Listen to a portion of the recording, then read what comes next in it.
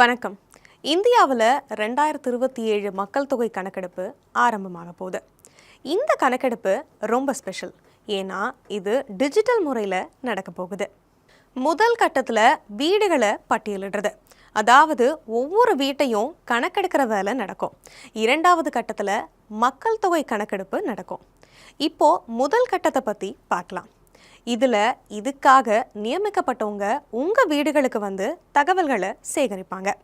ஆனால் இந்த வேலையை நீங்களே செல்ஃப் என்யூமரேஷன் போர்ட்டல் மூலமாகவும் செய்யலாம்.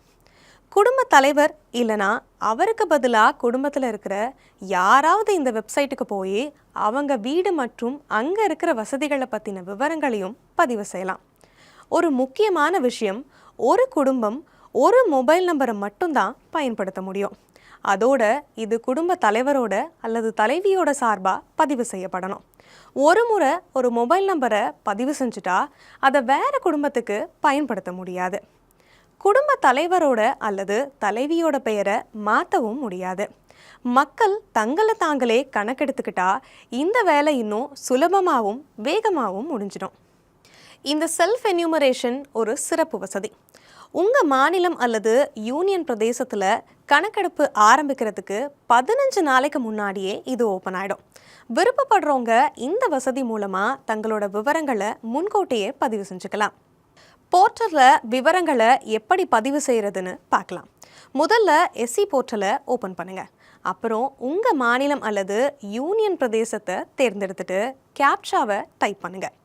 அடுத்து வர வரவேற்பு திரை நீங்கள் என்ன செய்ய வேணும்னு வழிகாட்டும்.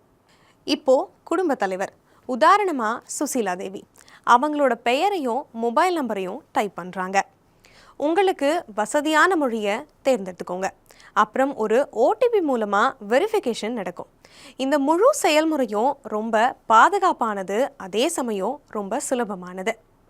உங்கள் மாவட்டத்தையும் பக்கத்தில் இருக்கிற முக்கியமான இடத்தையும் தேர்ந்தெடுக்க வேண்டியது அவசியம். மேப்பில் நீங்கள் தேடின இடத்த காட்டுற மாதிரி ஒரு மார்க்கர் வரும். இப்போது அந்த மார்க்கரை உங்கள் வீடு இருக்கிற இடத்துக்கு நகர்த்துங்க. அதுக்கப்புறம் சேவ் அண்ட் நெக்ஸ்ட் பட்டனை கிளிக் பண்ணுங்கள். இதுக்கப்புறம் கேள்வித்தாள் பேஜ் ஓப்பன் ஆகும். முக்காவாசி கேள்விகள் ஆப்ஷனை தேர்ந்தெடுக்கிற மாதிரி தான் இருக்கும். பெயர்களை டைப் செய்ய ஃபோனடிக் மற்றும் விர்ச்சுவல் கீபோர்டு இருக்கும். உங்களுக்கு ஏதாவது சந்தேகம் வந்தால் அதை உடனே தீர்க்க FAQவும் டூல் டிப்ஸும் இருக்குது.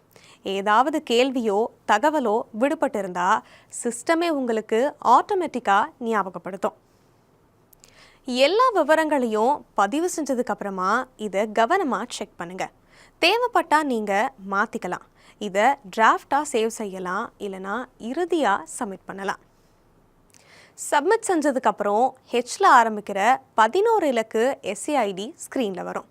இது உங்களுக்கு SMS மூலமாகவும் வரும். கணக்கெடுக்கிறவங்க உங்கள் வீட்டுக்கு வரும்போது இந்த SCIDயை அவங்கக்கிட்ட கொடுங்க.